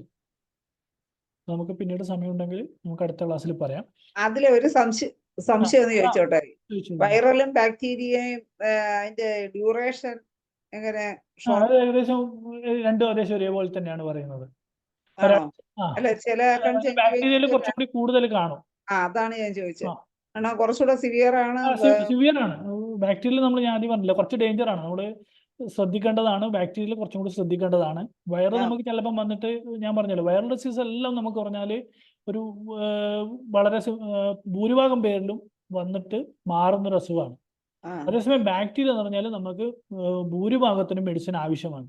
ബാക്ടീരിയയിലുള്ള എല്ലാ അസുഖങ്ങൾക്കും നമുക്ക് മെഡിസിൻ പലപ്പോഴും ഭൂരിഭാഗത്തിനും മെഡിസിൻ ആവശ്യമാണ്. അതേപോലെ നമ്മൾ ശ്രദ്ധിക്കാണ്ട് വിട്ടു കഴിഞ്ഞാൽ ഗുരുതരമാവും. അതേസമയം വൈറൽ എന്ന് പറഞ്ഞാൽ പ്രതിരോധശേഷിയുള്ള ആൾക്കാണെങ്കിൽ വൈറൽ അസുഖങ്ങൾ ഭൂരിഭാഗവും അത് നമ്മുടെ ശരീരം തന്നെ കൺട്രോൾ ചെയ്യും. അതേസമയം ബാക്ടീരിയ എന്ന് പറഞ്ഞാൽ സിവിയർ ആണ്. അതേസമയം ഡ്യൂറേഷനും കൂടുതലാണ്. 21 ദിവസം വരെ, ചിലപ്പോൾ 21 ദിവസം, 1 മാസമൊക്കെ എടുത്ത കേസുകളുണ്ട്. ചില കൺജങ്ക്റ്റിവിറ്റിസ് മാറാതെ നിൽക്കും. ഭയങ്കര റെഡ്നെസ്സും ഉണ്ടായിരിക്കും. ഭയങ്കര ഈ പസ് പോലെ ഉണ്ടെങ്കിൽ അത് ബാക്ടീരിയ ആണ്. അതെ, മറ്റേത് ക്ലിയർ ആയിരിക്കും. Okay doctor. നമ്മൾ വെച്ചാൽ സോഴ്സ് ഇതിന്റെ നമ്മൾ പറഞ്ഞു കഴിഞ്ഞാൽ ഈ വായുവിലൂടെ പകരുന്ന രോഗങ്ങൾ നമ്മൾ എങ്ങനെ തടയാന്ന് പറഞ്ഞാൽ സോഴ്സിന്, അതായത് രോഗമുള്ള വ്യക്തിനെ എന്ത് ചെയ്യുക? Isolation, treatment, mask, good cough etiquette. അതായത് പറഞ്ഞാൽ മാസ്ക് എന്തെങ്കിലും ധരിക്കുക, അവർക്ക് ചുമക്കുമ്പോഴും തുമ്മുമ്പോഴും ശ്രദ്ധിക്കുക, ട്രീറ്റ്മെന്റ് കൊടുക്കുക, ഒറ്റപ്പെടുത്തുക പറഞ്ഞു കഴിഞ്ഞാൽ നമ്മൾ മെഡിക്കൽ ഐസൊലേഷൻ ആണ് ഉദ്ദേശിക്കുന്നത്. വെച്ചാൽ അടുത്തതെന്ന് പറഞ്ഞു കഴിഞ്ഞാൽ ക്വാറന്റൈനാണ് നമ്മൾ ഉദ്ദേശിക്കുന്നത്. ഐസൊലേഷൻ എന്ന് പറഞ്ഞാൽ കണ്ടു കാലത്ത് പറഞ്ഞാൽ ഈ വസൂരിയൊക്കെ വന്നവരെ പറഞ്ഞാൽ ഒരു വീട്ടിലാക്കിയിട്ട് വീട്ടിലുള്ള എല്ലാവരും വീടൊഴിഞ്ഞു പോവുകയാണ് ചെയ്യുക. അതല്ല ഉദ്ദേശിക്കുന്നത്. പണ്ട് കാലത്തൊക്കെ വസൂരി വന്ന് അങ്ങനെയാണ് ചെയ്യുക. അതുപോലെ വസൂരി വന്ന ആളുകൾ മരിച്ചു കഴിഞ്ഞാൽ ആ വീട് കത്തിക്കുക ചെയ്യുക. ആ വീട് കത്തിച്ചിട്ട് പോവുകയാണ് ചെയ്യുക. അത്രയും അതാണ് ഈ ഐസൊലേഷൻ്റെ പഴയ ഹിസ്റ്ററി എന്ന് പറയുന്നത്. പക്ഷേ ഇന്ന് നമ്മൾ ചെയ്യുന്നത് പറഞ്ഞാൽ അവരെ ഒരു റൂമിലാക്കുകയും അവർക്ക് വേണ്ട മാനസികവും ശാരീരികവുമായ സപ്പോർട്ട് കൊടുക്കുകയും ചെയ്യാം. അതേസമയം ചുമക്കുമ്പോഴും തുമ്മുമ്പോഴും ശ്രദ്ധിക്കുക. എയർ സ്പേസ്, പിന്നെ നമ്മൾ പറഞ്ഞാൽ ventilation, air filtration, UV germicidal radiation. അതായത് ഈ വൈറസുകൾ വായുന്ന് എങ്ങനെ വൈറസിനെയും ബാക്ടീരിയയും അല്ലെങ്കിൽ ഫംഗസിനെയും വൈറസിനെയും ബാക്ടീരിയയും ഫംഗസിനെയും വായുന്ന് എങ്ങനെ തടയാൻ വേണ്ടിയിട്ട് വെന്റിലേഷൻ കൊടുക്കുക. അതായത് വായു സഞ്ചാരമുള്ള ഒരു റൂമിലാണ് നമ്മൾ രോഗിനെ കിടത്തേണ്ടത് അല്ലെങ്കിൽ രോഗിയെ വിശ്രമിക്കാൻ നമ്മൾ അനുവദിക്കേണ്ടത്. പലപ്പോഴും നമ്മൾ ചിക്കൻ ബോക്സിൽ പറഞ്ഞാൽ ഇരുട്ടുള്ള റൂമിലൊക്കെ കൊണ്ടുപോയിട്ട് അവരെ നമ്മൾ ആ വീട്ടിലുള്ള ഏറ്റവും ഇരുട്ടുള്ള റൂമിലൊക്കെ ചിക്കൻ ബോക്സിലെ രോഗിനെ കിടത്തുന്ന കാണാറുണ്ട്. അത് ഒഴിവാക്കേണ്ടതാണ്. ഏറ്റവും വെന്റിലേഷൻ ഉണ്ടാവേണ്ടതാണ്, എയർ ഫിൽട്രേഷൻ ഉണ്ടാവേണ്ടതാണ്. പിന്നെയുള്ളത് റിസപ്റ്റർ, അതായത് നമുക്ക് രോഗം വരാതിരിക്കാൻ നമ്മൾ എന്ത് ചെയ്യേണ്ടതെന്ന് വെച്ചാൽ ഫിസിക്കൽ ഡിസ്റ്റൻസിങ്, അതായത് ഒരു 3 മീറ്റർ മിനിമം നമ്മൾ മാറിയിരിക്കുക എന്നുള്ളതാണ്. പിന്നെ പേഴ്സണൽ പ്രൊട്ടക്റ്റീവ് എക്യുപ്മെന്റ് PPE, അതായത് നമുക്ക് എന്താ ചെയ്യാൻ പറ്റുന്ന പറഞ്ഞാൽ അത് ചെയ്യാം. ഇപ്പോൾ എന്ന് വെച്ചാൽ കൺജക്റ്റിവിറ്റിസ് ഒക്കെ വന്നു കഴിഞ്ഞാൽ നമ്മളൊരു പ്ലെയിൻ ഗ്ലാസ് രോഗി ഉപയോഗിക്കുക. ചിലപ്പോൾ പറഞ്ഞാൽ വെളിച്ചം നോക്കാൻ പ്രയാസമുണ്ട്, കൂളിംഗ് ഗ്ലാസ്സുകൾ ഉപയോഗിക്കാം. അതുപോലെ തന്നെ നമുക്ക് ഉപയോഗിക്കാം. ആ രോഗിയുടെ അടുത്തേക്ക് പോകുമ്പോൾ ഒരു ഗ്ലാസ്, നമ്മൾ പ്ലെയിൻ ഗ്ലാസ് ആണ്, പ്ലെയിൻ ഗ്ലാസ് അല്ല നമ്മൾ ഉപയോഗിക്കുന്ന ഒരു ഗ്ലാസ് നമ്മൾ ഉപയോഗിക്കേണ്ടതാണ്. ഇത്രയാണ് നമുക്ക് വായുവിലൂടെ പകരുന്ന രോഗങ്ങളെ കുറിച്ച് പറയാനുള്ളത്. പിന്നെ എന്ന് പറഞ്ഞാൽ ലിജിനേഴ്സ് ഡിസീസ് എന്ന് പറയും. അത് നമ്മൾ ജസ്റ്റ് ഒന്ന് പറഞ്ഞു പോവാം. ഇത് അത്ര കോമൺ ഒന്നല്ല. Similar to a severe flu and can include fever, chills, ഇത് വെച്ചാൽ കൊടുത്തിട്ടുണ്ട് പറയാം. ലിജിനല്ല ന്യൂമോഫില എന്ന ബാക്ടീരിയ മൂലമുണ്ടാകുന്ന ഗുരുതരമായ ന്യൂമോണിയാണ് ലെജിനേഴ്സ് ഡിസീസ്. പക്ഷെ ഇത് ഇവിടെ കാണാറില്ല, എങ്കിൽ പോലും നമ്മളൊന്ന് അറിഞ്ഞു വെച്ചാൽ നല്ലതാണ്. ചികിത്സിച്ചില്ലെങ്കിൽ ജീവൻ അപകടപ്പെടുത്തുന്ന സങ്കീർണതകൾക്ക് നയിച്ചേക്കാവുന്ന ഒരു ശ്വാസകോശ രോഗമാണിത്. ഇതിന്റെ കാരണം എന്ന് പറഞ്ഞാൽ തടാകങ്ങളും അരുവികളും പോലുള്ള ശുദ്ധജല ചുറ്റുപാടുകളിൽ സ്വാഭാവികമായും ലെജിയനുള്ള ബാക്ടീരിയ കാണപ്പെടുന്നു. എന്നിരുന്നാലും എയർ കണ്ടീഷനിങ് യൂണിറ്റുകൾ, കൂളിംഗ് ടവറുകൾ, ഹോട്ട് ടബുകൾ, പ്ലംബിംഗ് സംവിധാനങ്ങൾ എന്നിവയുള്ള മനുഷ്യനിർമ്മിത ജല സംവിധാനങ്ങളിലൂടെ ബാക്ടീരിയകൾ വ്യാപിക്കും. പ്രത്യേകിച്ച് അവ ശരിയായി പരിപാലിക്കും. അതായത് നമ്മൾ ഉപയോഗിക്കാത്ത കുളങ്ങൾ, അതായത് തീരെ ഉപയോഗിക്കാത്ത എയർ കണ്ടീഷൻ യൂണിറ്റുകളൊക്കെ നമ്മൾ പെട്ടെന്ന് ഇട്ട് കഴിഞ്ഞാൽ അത് അവിടുന്ന് വരുന്നതാണ്. അതായത് ട്രാൻസ്മിഷൻ എന്ന് പറയുന്നത് രോഗിയിൽ നിന്ന് വേറൊരു രോഗിയിലേക്കല്ല, മറിച്ച് എന്ന് പറഞ്ഞാൽ എയറോസോൾ ചെയ്ത ജലത്തുള്ളികൾ, അതായത് എയറോസോൾ ചെയ്യുന്ന ഇത് വെച്ചാൽ നമ്മൾ ഷവർ ആവാം, ഇതുപോലത്തെ എല്ലാ ഷവർ ഫ്യൂസറ്റുകൾ, കൂളിംഗ് ടവറുകൾ, അല്ല അലങ്കാര ജലധാരകൾ എന്നെല്ലാം പറയുന്നത് അത്തരം, അതായത് ഉപയോഗിക്കാണ്ട് വെച്ചിരിക്കുന്ന വെള്ളം നമ്മൾ ഷവർ ചെയ്യുന്നത് മൂലമാണ് ഈ ലെജിനേഴ്സ് ഡിസീസ് ഉണ്ടാകുന്നത്. നേരിട്ട് രോഗിയിൽ നിന്ന് രോഗിയിലേക്കല്ല. മലിനമായ വെള്ളം വായുവിലേക്ക് ചിതറിക്കിടക്കുമ്പോൾ ഇത് സംഭവിക്കാം. നമ്മളൊന്ന് അറിഞ്ഞു വെക്കാൻ വേണ്ടിയിട്ട് ഞാൻ പറഞ്ഞതാണ്. ലക്ഷണങ്ങൾ പറഞ്ഞാൽ ബാക്ടീരിയയുമായി സമ്പർക്കം പുലർത്തുന്നതിന് ശേഷം 2 മുതൽ 10 ദിവസങ്ങൾക്കിടയിലാണ് ലെജിനേഴ്സ് രോഗത്തിന്റെ ലക്ഷണം. ഒട്ടുമിക്ക ബാക്ടീരിയൽ ഡിസീസും വൈറസ് ഡിസീസും ഒക്കെ പറഞ്ഞാൽ ഏകദേശം ഒരു 2 ആഴ്ച നമുക്ക് രോഗാണു നമ്മുടെ ശരീരത്തിൽ കയറി ഒരു 2-3 ദിവസം തൊട്ട് ഒരു 14 ദിവസത്തിനുള്ളിലാണ് മിക്ക രോഗങ്ങളും പുറത്തേക്ക് വരിക. ചിക്കൻ ബോക്സിന് ചിലപ്പോൾ 21 ദിവസം വരെ ചിക്കൻ ബോക്സിന് എടുക്കാറുണ്ട്. എങ്കിൽ പോലും ഒരു ശരാശരി ഒരു 14 ദിവസം, 2 ആഴ്ചക്കുള്ളിലുള്ള ഹിസ്റ്ററിയാണ് നമ്മൾ പ്രധാനമായും ചോദിക്കേണ്ടത്. എങ്കിലിപ്പോഴും ഒരു 3 ആഴ്ച ഉള്ളിൽ നിങ്ങൾ ഇതുപോലെ നമുക്ക് ഒരു സംശയം തോന്നിക്കഴിഞ്ഞാൽ അതിൻ്റെ കാരണങ്ങൾ നമ്മൾ ചോദിക്കുക. 3 ആഴ്ചക്കുള്ളിലായിരിക്കും മിക്കവാറും ഒരു രോഗിക്ക് പുറത്തേക്ക് വരും. കടുത്ത പനി, വിറയൽ, ചുമ, ശ്വസിക്കാൻ ബുദ്ധിമുട്ട്, പേശിവേദന, തലവേദന എന്നിവയാണ് സാധാരണ ലക്ഷണങ്ങൾ. ചില സന്ദർഭങ്ങളിൽ വയറിളക്കം, ഓക്കാനം എന്നിവയും ഉണ്ടാവും. അപകടഘട്ടങ്ങൾ ആരും ബാധിക്കും. അതേസമയം പ്രത്യേകിച്ച് 65 വയസ്സിന് മുകളിലുള്ളവർക്ക്, പുകവലിക്കാർക്ക്, ദുർബലമായ രോഗപ്രതിരോധ ശേഷിയുള്ള വ്യക്തികൾക്ക്, വിട്ടുമാറാത്ത ശ്വാസകോശ രോഗങ്ങൾ എന്നിവർക്ക് ഇത് വളരെ അപകട സാധ്യത ഉള്ളതാണ്. രോഗനിർണയം എന്ന് പറഞ്ഞാൽ സാധാരണ പോലെ തന്നെ ക്ലിനിക്കൽ ലക്ഷണങ്ങൾ, എക്സ്റേകൾ, മൂത്രത്തിന്റെ ആന്റിജൻ പരിശോധനകളൊക്കെ നമുക്കിത് കണ്ടെത്താവുന്നതാണ്. എങ്കിൽ പോലും നമ്മൾ പറഞ്ഞാൽ ഇത് വളരെ അപൂർവമായിട്ടുള്ളതാണ്. ഇത് നമ്മൾ വായിലൂടെ പകരുന്ന രോഗമായതുകൊണ്ട് നമ്മൾ ജസ്റ്റ് ഒന്ന് പറഞ്ഞു എന്നേ ഉള്ളൂ. ഡോക്ടറെ, ഇതിന്റെ സ്ലൈഡ് ഒത്തിരി ഉണ്ടോ? ഇല്ല, കഴിഞ്ഞു. പിന്നെ അത് കഴിഞ്ഞ് നമുക്ക് വാട്ടർ ബോണും വെക്ടർ ബോണും ഒക്കെ ഇല്ലേ? അത് ഇന്ന് എടുക്കട്ടെ. ഇതിപ്പോ വായുവിലേക്ക് അതല്ല, അത് മറ്റൊരു ക്ലാസ്സിലേക്ക് ഇതിന്റെ 2ാം ഭാഗമുണ്ട്, നാളെ എടുക്കാം. അപ്പൊ ഇതിനി കഴിയാറായല്ലോ. കഴിഞ്ഞു. ആർക്കെങ്കിലും എന്തെങ്കിലും സംശയങ്ങളോ അഭിപ്രായങ്ങളോ ഉണ്ടെങ്കിൽ പറയാനുള്ള ഒരു ചോദിക്കും. സമയം ആയിക്കോട്ടെ. വേണം. ഓക്കെ. കഴിഞ്ഞു, അത്രയേ ഉള്ളൂ. ഇതും കൂടി പറഞ്ഞിട്ട് നിർത്താം. കൂളിംഗ് ടവറുകൾ, അപ്പോൾ നമ്മൾ മനസ്സിലായില്ല, നമ്മൾ ഹോട്ട് ടബുകൾ, കൂളിംഗ് ടവറുകൾ, പ്ലംബിംഗ് സംവിധാനങ്ങൾ, അതായത് അത്ര പഴയ വെള്ളത്തിൽ നമ്മളത് ഷവർ പോലെ ഉപയോഗിച്ച് നമ്മൾ ചെയ്യുന്ന എല്ലാ സ്ഥലത്തും ലെജിനോസ് ഡിസീസ് വരാനുള്ള സാധ്യതയുണ്ട്. ഇത് വളരെ ഗുരുതരമായ ഒരു രോഗമാണ്. നിങ്ങൾക്ക് നമ്മൾ അപൂർവമായിട്ട് ഇത് റിപ്പോർട്ട് ചെയ്തിട്ടുള്ളൂ. ഇത്രയും നമുക്ക് വായുജന്യ രോഗങ്ങളെ കുറിച്ച് പറയാനുള്ളൂ. എന്തെങ്കിലും സംശയങ്ങൾ ഉണ്ടെങ്കിൽ നിങ്ങൾക്ക് ചോദിക്കാവുന്നതാണ്. നമ്മൾ ഓടിച്ചു പറഞ്ഞാണ്, ചോദിച്ചോളൂ. ഇത്രയും പറയണമെങ്കിൽ ഓടിച്ചു പറഞ്ഞാലേ തീരും. എന്തായാലും ഈ മഴക്കാല മഴക്കാല സമയത്ത് ഈ എന്താണ് ഈ എയർബോൺ ഡിസീസ് അല്ലെങ്കിൽ വായുവിൽ കൂടി പകരുന്ന രോഗങ്ങൾ തന്നെ ഇത്രയും വിശദമായി ഇനി ഇതിനുള്ള മെഡിസിൻ ഒക്കെ കൂടെ ആകുമ്പോൾ തന്നെ ഒരു വാസ്റ്റ് ഏരിയയാണ്. അപ്പോൾ ഇത്രയൊക്കെ ഇത് വളരെ നല്ല രീതിയിൽ കുറച്ചും കൂടി എന്താണ് വിശാലമായിട്ട് നമ്മൾ പെട്ടെന്ന് ക്ലാസ്സുകൾ കേൾക്കുന്നതിനെക്കാട്ടിയും കുറച്ചുകൂടെ ഡീപ്പായിട്ടാണ് ഡോക്ടർ ഒന്ന് ക്ലാസ് കാര്യങ്ങൾ പറഞ്ഞത്. വളരെ നല്ല ക്ലാസ് ആയിരുന്നു. ഇനി മറ്റു ഡോക്ടേഴ്സിന് എന്തെങ്കിലും അഭിപ്രായങ്ങളോ സംശയങ്ങളോ ഉണ്ടെങ്കിൽ ചോദിക്കാനുള്ള സമയമാണ്. ഓരോരുത്തരായിട്ടൊന്ന് ഹാൻഡ് റൈസ് ചെയ്താൽ സംശയങ്ങൾ എന്തെങ്കിലോ അഭിപ്രായങ്ങളോ ഉണ്ടെങ്കിലോ ഹാൻഡ് റൈസ് ചെയ്യുക.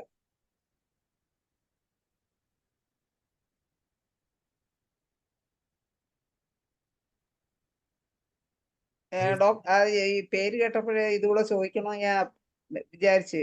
ആ ഡിസ്പെൻസറിയുടെ പേര് എനിക്ക് കിട്ടിയില്ല. കുറെ പ്രാവശ്യം വായിച്ചു വെച്ചതാണ്. ആലപ്പടമ്പ. അത് ഏത് ഡിസ്ട്രിക്റ്റ് ആണ് ഡോക്ടറെ? കണ്ണൂരാണ്. കണ്ണൂരാണ്. അതാണ്. എന്തായാലും വളരെ നല്ല ഒരു സെഷനാണ്. സാധാരണ ഇത് പൊതുജനങ്ങൾക്ക് വളരെ ഫലപ്രദമായ ഒരു പ്രസന്റേഷനാണ്. കാരണം പൊതുജനങ്ങളുടെ മുമ്പിൽ ഹോമിയോപ്പതി എത്തിക്കുക എന്നൊരു ദൗത്യം കൂടി IFBCനുണ്ട്. അപ്പോൾ തീർച്ചയായും നമ്മുടെ ഇങ്ങനെയുള്ള വീഡിയോസ് പൊതുജനങ്ങളുടെ ഇടയിൽ പ്രചരിപ്പിക്കേണ്ടത് ആവശ്യമാണ്. എല്ലാവരും ഇതൊന്ന് ഷെയർ ചെയ്യുകയും മറ്റുള്ള ഗ്രൂപ്പുകളിൽ അത് ഇടുകയും ചെയ്യുകയാണെങ്കിൽ ഇത് കൂടുതൽ വീട്ടിലെത്തും. കാരണം നമ്മൾക്കും ഹോമിയോപ്പതി ഡോക്ടർമാർക്കും ഇതൊക്കെ അറിയാം, അല്ലെങ്കിൽ ഈ കാര്യങ്ങളൊക്കെ ചെയ്യാൻ അറിയാം എന്നുള്ള ഒരു ധാരണ പൊതുജനങ്ങളുടെ മുന്നിൽ എത്തിക്കുന്നതിന് ഇത് വളരെ ഫലപ്രദമായിരിക്കും. എന്തുകൊണ്ടും പൊതുവാൾ ഡോക്ടർക്ക് അഭിനന്ദനങ്ങൾ. ഓക്കെ ധനേഷ് ഡോക്ടറെ. ഇനി ആർക്കെങ്കിലും അഭിപ്രായങ്ങളോ സംശയങ്ങളോ ഈ പറഞ്ഞതിലുണ്ടെങ്കിലോ, അല്ലെങ്കിൽ ഇനി ഏതെങ്കിലും ക്ലാസ് ഉദ്ദേശിക്കുന്നുണ്ടെങ്കിലോ ആഗ്രഹിക്കുന്നുണ്ടെങ്കിലോ അതെല്ലാം പറയാനുള്ള സമയമാണ്.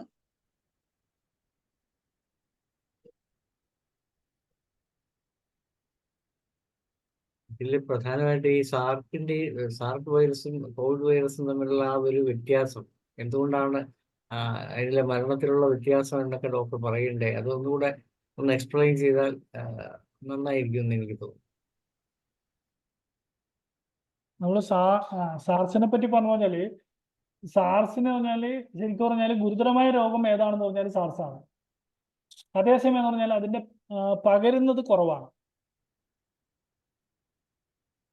കോവിഡ് എന്ന് പറഞ്ഞാൽ വളരെ പെട്ടെന്ന് വ്യാപനമുണ്ട്. അതേപോലെ തന്നെ രോഗലക്ഷണങ്ങൾ, അതായത് സാർസ് എന്ന് പറഞ്ഞാൽ രോഗം വന്ന ഭൂരിഭാഗം ആൾക്കാർക്ക് രോഗലക്ഷണം ഉണ്ടാവും. അതുകൊണ്ട് തന്നെ പറഞ്ഞാൽ രോഗികൾക്ക് ഐസൊലേഷൻ നമുക്ക് ചെയ്യാൻ പറ്റും. അതേസമയം കോവിഡിൽ അങ്ങനെയല്ല, രോഗലക്ഷണങ്ങളില്ലാത്തവർ ഒരുപാട് പേരുണ്ട്. അപ്പൊ അതെന്ന് വെച്ചാൽ അതുകൊണ്ട് തന്നെ പെട്ടെന്ന് തന്നെ കൂടുതൽ ആളുകളിലേക്ക് എത്തുകയും അങ്ങനെ മരണസംഖ്യ കൂടും. അതേസമയം മരണനിരക്ക് കുറവാണ് കോവിഡിന്. ഈ പിന്നെ നമ്മളെ സിനിമാ നടൻ മുരളി ഗൾഫിൽ പോയിട്ട് വന്നപ്പോഴാണ് ന്യൂമോണിയ ഒന്ന് മരിച്ചത്. അന്ന് സാർസ് ആണോ മെർസ് ആണോ എന്നൊക്കെ ഉള്ള സംശയം പറഞ്ഞു. പിന്നെ എവിടെ എത്തിയെന്നുള്ളത് അറിഞ്ഞില്ല. എന്തായാലും കുറച്ച് പെട്ടെന്ന് മരണം സംഭവിക്കുന്ന ഒരു കാര്യമായിട്ടാണ് അന്ന്. പക്ഷെ ഡോക്ടർ പറഞ്ഞ പോലെ അത് സ്പ്രെഡ് ചെയ്തില്ല.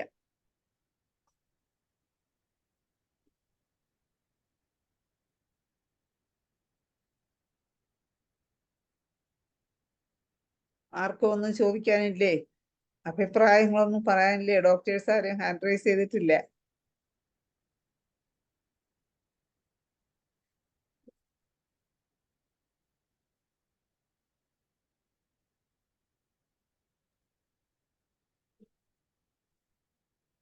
അതായത് ഈ മെറ്റീരിയൽ മെഡിക്കൽ ഭാഗമാണ് എല്ലാവരും പ്രതീക്ഷിക്കുന്നത്. അതുകൊണ്ടാണ് എനിക്ക് ഒരു പക്ഷേ അല്ല ഇത് പാർട്ടിസിപ്പേഷൻ ഒരുപാടുണ്ടായിരുന്നു. 78, 80, 78, 79 വന്നു.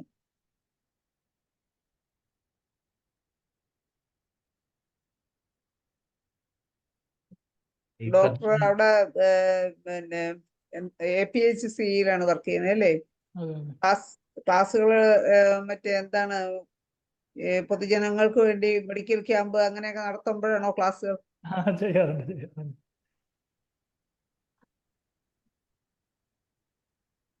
കണ്ണൂരൊക്കെ ഈ ഇപ്പൊ മഴക്കാലമായിട്ട് ബന്ധപ്പെട്ട് ഈ പ്രശ്നങ്ങളൊക്കെ വരാൻ തുടങ്ങുന്നു. അത്ര ഇല്ല, ജലദോഷം ഇപ്പൊ സാധാരണ വരുന്നുള്ളൂ. നമ്മൾ കോമൺ കോൾഡ് പറയുന്നേ. ഉണ്ട്. കോമൺ കോൾഡ് ഉണ്ട്. അത് ശരി. മറ്റേ അസുഖങ്ങളൊന്നും ഇല്ല. അങ്ങനെ ഒരു വ്യാപകമായി വന്നില്ലല്ലോ. ഇപ്പൊ കൊതുകായാലും അത് പകരുന്നതെന്ന് പറഞ്ഞാല് കൊതുക് കൂടുതലാവാൻ കാരണത്തിൽ ഇടക്ക് മഴ, ഒരു വെയിലിന്റെ ഗ്യാപ്പ്, പിന്നെ മഴ, അങ്ങനെ വരുമ്പോഴാണ് ഈ കൊതുകുകളുടെ എണ്ണം കൂടുക. ഒരുമിച്ച് മഴ പെയ്യുമ്പോൾ പറഞ്ഞാൽ ഈ കൂത്താടികളെല്ലാം ഒലിച്ചങ്ങ് പോകും. ഗ്യാപ്പ് വിട്ടിട്ട് മഴയും വെയിലും മാറി മാറി വരുമ്പോഴാണ് ഈ കൊതുകുകളുടെ എണ്ണം കൂടുക. അപ്പോഴാണ് ഈ കൊതുകുജന്യ രോഗങ്ങളൊക്കെ വരാൻ തുടങ്ങുന്നത്. പിന്നെ ഇപ്പോഴെന്ന് പറഞ്ഞാല് പുറത്തിറങ്ങുമ്പോഴൊക്കെ ഇപ്പൊ നമ്മൾ ആദ്യഘട്ടത്തിലേക്ക് നല്ലോണം ശ്രദ്ധിക്കും. ഇപ്പൊ കുടയെടുക്കും. ഈ കാരണം ശക്തമായ മഴയായതുകൊണ്ട് ഇനി മഴയൊന്ന് ചെറുതാകുമ്പോഴാണ് എല്ലാവരും കുറച്ചും കൂടി അലക്ഷ്യമായിട്ട് പോകാൻ തുടങ്ങുക. അപ്പോഴാണ് കൂടുതൽ ഈ മഴക്കാല രോഗങ്ങൾ ഇനിയും കൂടാൻ സാധ്യത. ഈ സ്കൂൾ തുറക്കുമ്പോൾ കുട്ടികൾക്ക് കൂട്ടത്തോടെ പെട്ടെന്ന് അസുഖങ്ങൾ ഉണ്ടാവില്ല. പ്രത്യേകിച്ച് ഈ പ്രതിരോധശേഷി അറിഞ്ഞ കുട്ടികൾക്ക്, ഈ അലർജി ഉള്ള കുട്ടികൾക്കൊക്കെ പ്രത്യേകിച്ച് അസുഖങ്ങൾ കൂടാനുള്ള സാധ്യത ഇപ്പൊ തുടങ്ങിയ ഉടനെ തന്നെ ഉണ്ടാവും. വെക്കേഷൻ ആയിരുന്നപ്പോ വലിയ കുഴപ്പമില്ലായിരുന്നു. സ്കൂൾ തുറന്നതും പിള്ളേർക്ക് അസുഖങ്ങൾ പെട്ടെന്ന് വരാൻ തുടങ്ങി. ഈ കണ്ണൂർ ജില്ലയിൽ കൂടുതലായിട്ട് അങ്ങനെ എന്തെങ്കിലും പ്രത്യേകിച്ച് അസുഖങ്ങൾ അങ്ങനെയുണ്ടോ? ഏത് തരം അസുഖങ്ങളാണ് കൂടുതൽ? അങ്ങനെയൊന്നും പ്രത്യേകിച്ച് റിപ്പോർട്ട് ചെയ്തിട്ടൊന്നുമില്ല. അങ്ങനെ ഒറ്റപ്പെട്ട ഓരോരോ അസുഖങ്ങൾ നല്ലതായിട്ട് അങ്ങനെ ഒരു വ്യാപകമായിട്ടൊരു പ്രത്യേകിച്ച് ഇതൊന്നും വന്നിട്ട്. അവിടെ റബ്ബറൊക്കെ ഉള്ള ഏരിയകളാണ്. മലയോര മേഖലകളൊക്കെ ഉണ്ട്. അവിടെ നിന്നാണെന്ന് തോന്നുന്നു നമുക്ക് വേറൊരു ഡോക്ടർ ഉള്ളത്, ദീപാ പ്രകാശ് ഡോക്ടറൊക്കെ. അവിടെയുണ്ട്.